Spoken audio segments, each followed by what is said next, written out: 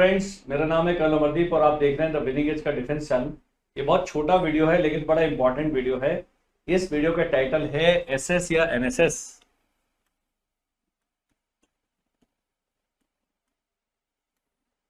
अब कई पेरेंट्स हैं, कई फर्स्ट टाइम जो व्यूअर्स हमारे चैनल के कहेंगे ये क्या है। एसएस है सैनिक स्कूल और एनएसएस है न्यू सैनिक स्कूल। एसएस है हमारे देश में 33 और न्यू सैनिक स्कूल है इस समय 40। आगे आगे इनकी संख्या बढ़ जाएगी। तो जब भी कोई वीडियो देखे यूट्यूब पे आप देख लीजिए वो वीडियो कितना पुराना। तो मैं कोई नया सॉफ्टवेयर वगैरह देखता हूँ, मैं देखता हूँ 2-3 महीने पुराना अगर मिल जाए तो ज्यादा अच्छा। 2 साल पुराना आईपैड का वीडियो देखे कोई फायदा नहीं, क्योंकि आईपैड की टेक्नोलॉजी पूरी उन्होंने चेंज कर दी, सॉफ्टवेयर का कॉन्फ़िगरेशन चेंज। तो ये आपने ध्यान। अब ये क्या है कि ई काउंसलिंग इस समय चल रही है। सबसे पहले एसएस और एनएसएस में इनमें सिलेक्शन होता है AISSE के द्वारा, ऑल इंडिया सैनिक स्कूल एंट्रेंस एग्जाम के द्वारा, जो कि NTA या नेशनल टेस्टिंग एजेंसी द्वारा कंडक्ट किया जाता है। नेशनल टेस्टिंग एजेंसी अभी न्यूज में है, उन्होंने कंडक्ट किया था नीट का एग्जाम और अभी UGC नेट का भी किया है और दोनों में कंट्रोवर्सी चल रही है। इसका भी जो सैनिक स्कूल का था उसमें भी शुरू में बहुत सारी प्रॉब्लम थी, पर कम से कम यहाँ पर उन्होंने ठीक ठाक हैंडल कर। 2 लाख बच्चे, 2 से ज्यादा 2.25 लाख बच्चे अपीयर हो रहे हैं इस एग्जाम में और टोटल तकरीबन 7,500 या 7,800 सीट्स हैं इन सबकी मिला। पेरेंट्स की धारणा यह है कि सैनिक स्कूल अच्छे हैं और एनएसएस कच्चे हैं, वो बिल्कुल सही। लेकिन एनएसएस ऐसा नहीं है कि कल वो स्कूल बना है। हुआ क्या कि बहुत पुराना, कोई जैसे एक भोंसला मिलिट्री स्कूल है नागपुर, वो पिछले 30 साल से चल रहा है।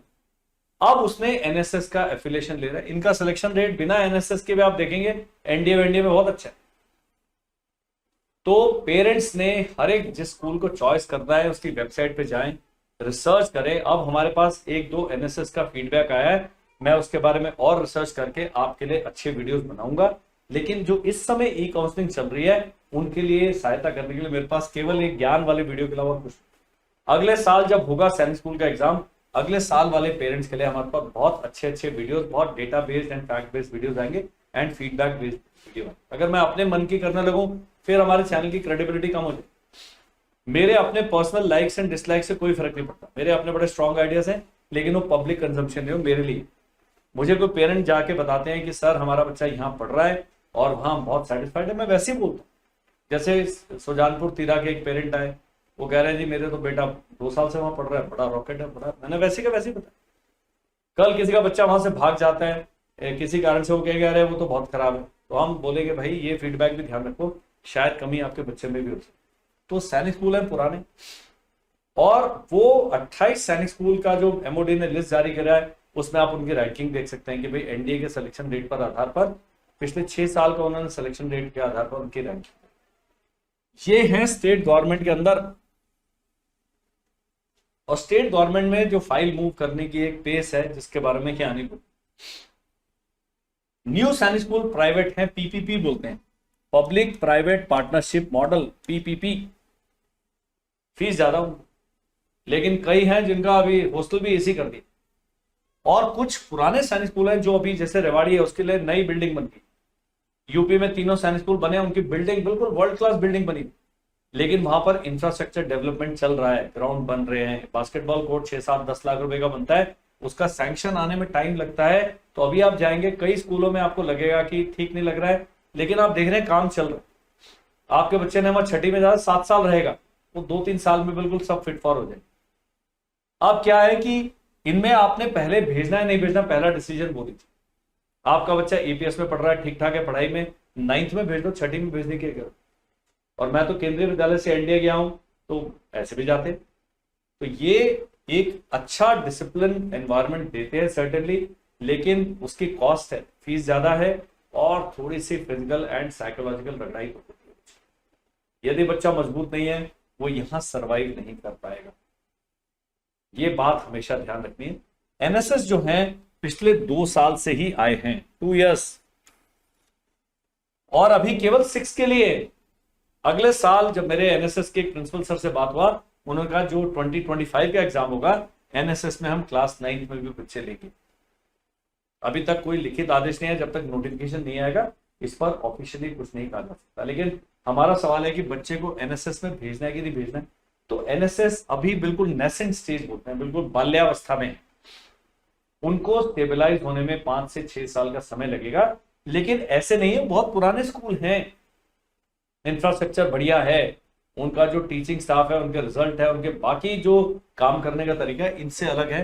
अब वो फौजियों को बुला के, रिटायर्ड फौजी आ जाएंगे, एनसीसी आ जाएगा, एक रिटायर्ड कर्नल साहब को, लेफ्टिनेंट कर्नल साहब को प्रिंसिपल लगाएंगे, तो यहाँ पर चेंजेस बड़ा आएगा आगे आगे आने वाले समय में।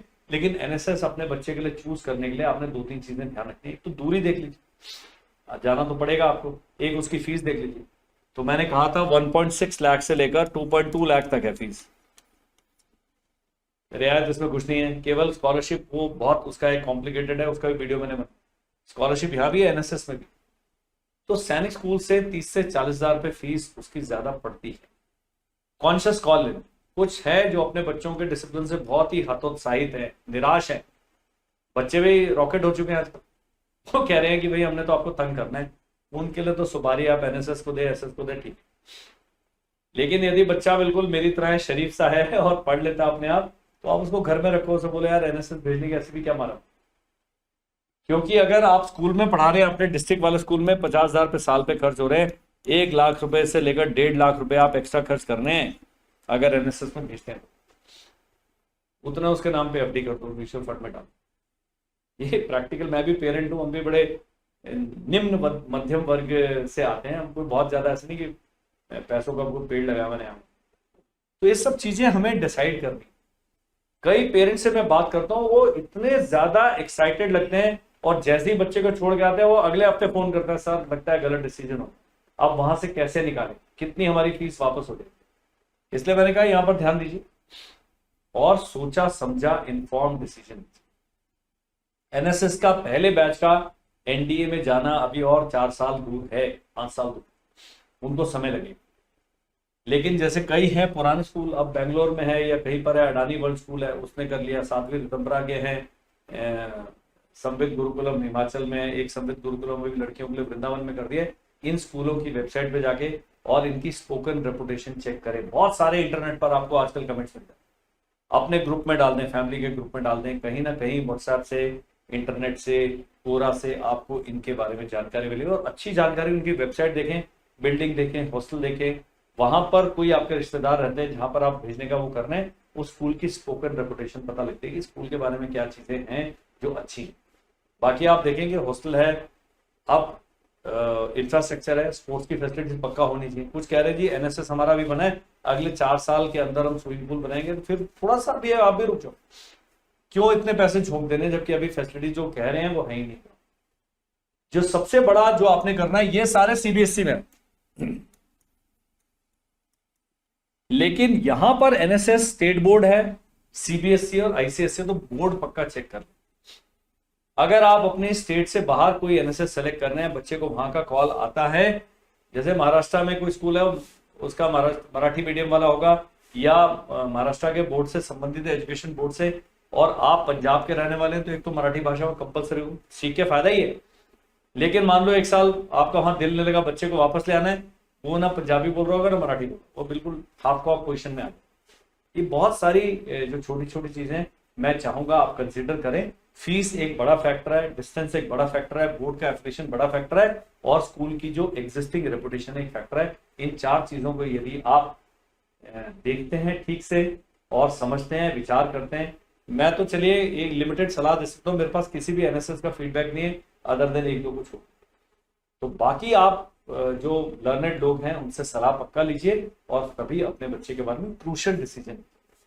फर्क पक्का पड़ेगा। आपका जो लोकल स्कूल है ये डे स्कूल है, उसके बाद आके बच्चे ने बस्ता फेंकना है, मोबाइल उठाना है, टीवी के आगे बैठना है, अपने दोस्तों के साथ गदर करना है और सैटरडे संडे आपकी जान खानी करेगा। यहाँ पर तो सुपारी दे दी है तो वहां हॉस्टल में रहेगा, फौजियों और फौजी निगरानी में रहेगा। उसकी लाइफ में चेंज तो एनएसएस और एसएस दोनों में आएगा, लेकिन ये एक बहुत क्रूशियल डिसीजन है। जितना ज्यादा विचार करके लिया जाए उतना आप सही काम कर पाएंगे। मेरा जो नंबर है पट्टी पर आ रहा है, मैं अभी दिख देता हूं यहाँ पर, लेकिन मैं आपसे गुजारिश करूंगा कि केवल व्हाट्सएप करें और जितनी हमारी सामर्थ्य है हम आपके साथ काम करने का, इंफॉर्मेशन शेयर करने का, अपनी जो जिम्मेदारी उसको पूरा निभाएंगे। समय दीजिएगा। जब आप व्हाट्सएप करते हैं 1 से 2 दिन लगते हैं आपके व्हाट्सएप पहुंचते नीचे चल जाता है मैसेज, नए मैसेज आते रहते हैं, लेकिन वी ऑलवेज रीच आउट। आप हमारे बैच को ज्वाइन करते हैं, हमारे सब्सक्राइबर है, ये उससे कोई फर्क नहीं। आप इस देश के सम्मानित नागरिक हैं, हम भी इस देश के नागरिक हैं। अगर हम एक दूसरे का हैंड होल्डिंग नहीं करेंगे, हम एक दूसरे को एक इन्फॉर्म डिसीजन में पहुंचने में सहायता नहीं करेंगे, तो फिर लानत है आप पर भी और हम पर भी। हम नहीं ये सब करना चाहते, and WhatsApp is the only way to communicate. That is all in this video. Thank you, bye bye and जय।